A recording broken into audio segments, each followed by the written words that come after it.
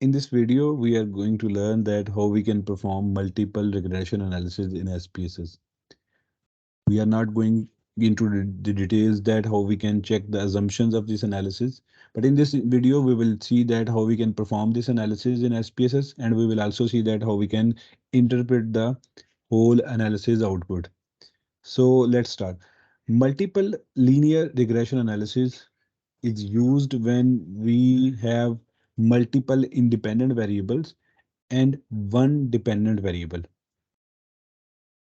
When I'm talking about multiple independent variables, you can use different level of measurement of independent variable. Like you can use nominal independent variable, and you can also use interval or ratio independent variable.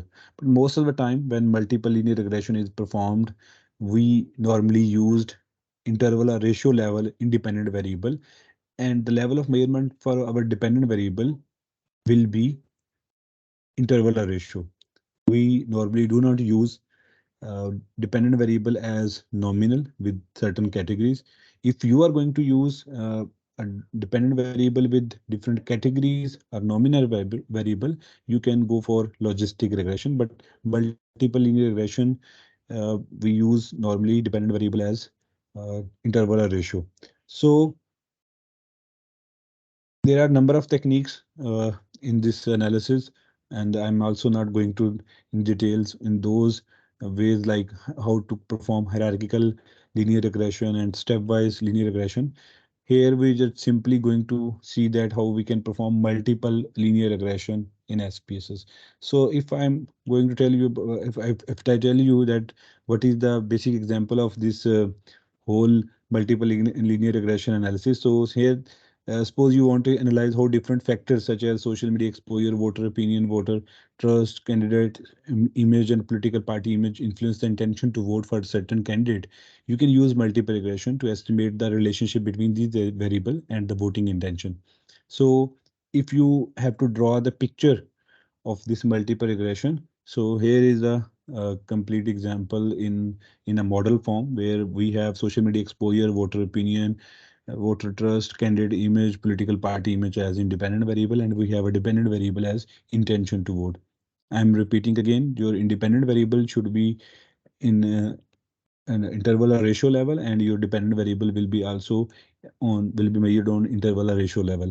So what you have to do if you want to perform multiple linear regression in SPSS, first I have this data file, and you will also get this data file under the description of this video, and you can practice this whole analysis from downloading this data file.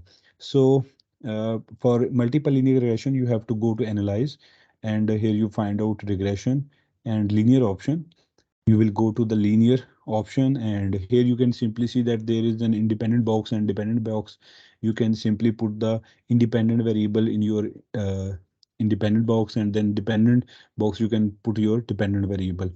If you have measured your independent variable on Likert scale, first you have to decide what are the statements that would be fall into the independent variable, fall into that variable.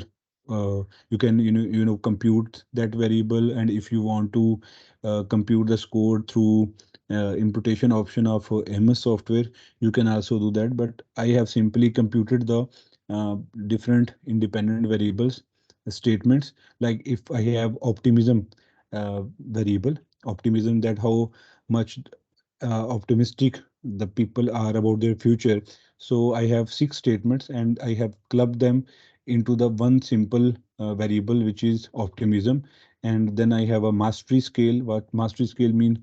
How much people perceive that they have control on different events and circumstances which are outside to their control, and they how much they consider that they can control different events and circumstances of their life. And then I have some statements about self-esteem. I have clubbed them through the transform option, and computed the score into three different variables, which is optimism, mastery, and self-esteem. And I have a dependent variable, which is life satisfaction. So I'm going to put dependent variable life satisfaction in the DV option. And then I have going to mention independent variable optimism, mastery, and third is self-esteem. So which one are the option I have to select? Like I'm going to statistic option. Some of the option are already ticked, like model fit and estimates.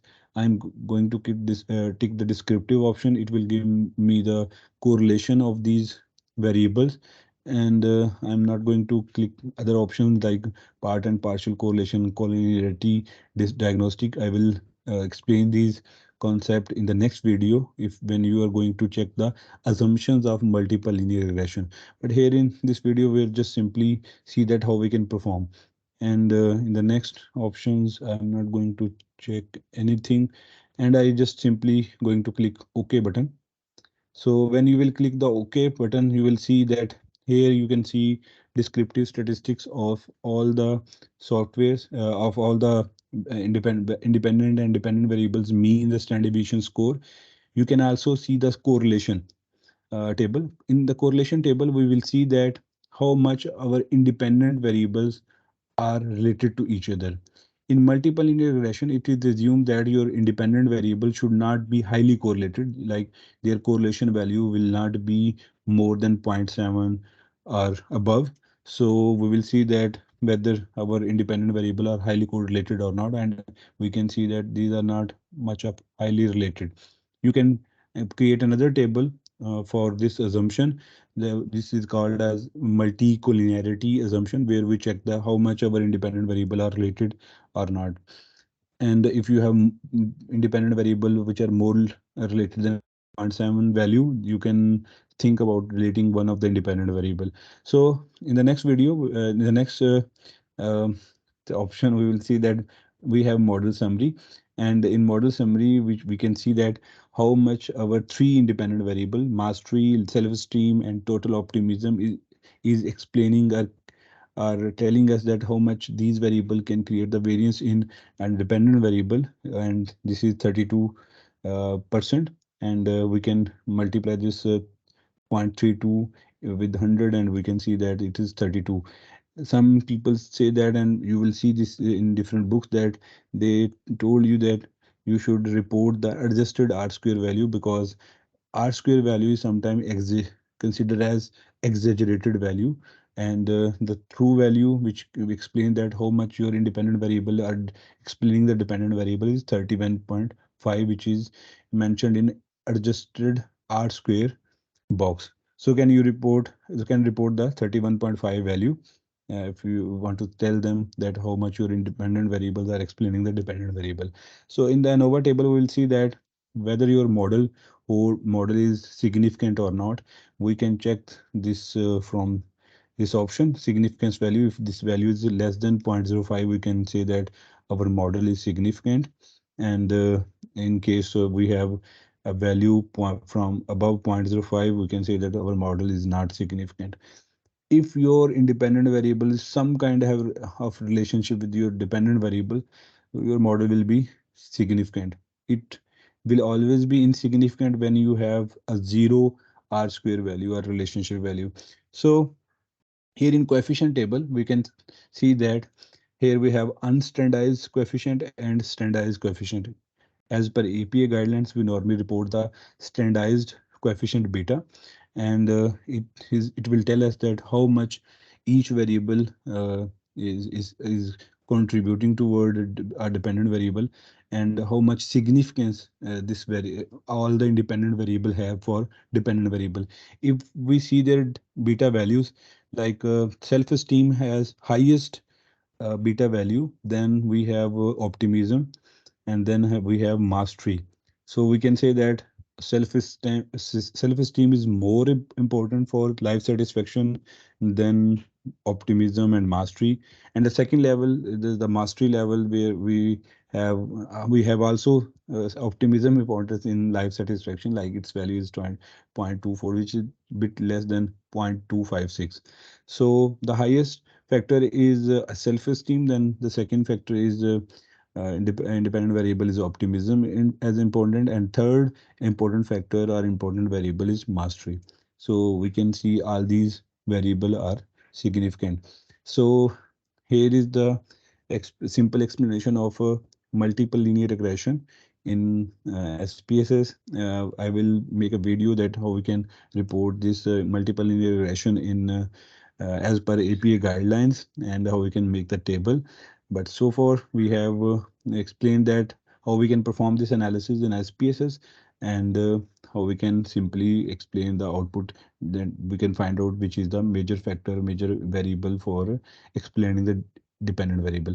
If you have liked this video, please subscribe this channel so you can get more videos about SPSS and different softwares and routine research video. Thank you for watching this video. Bye.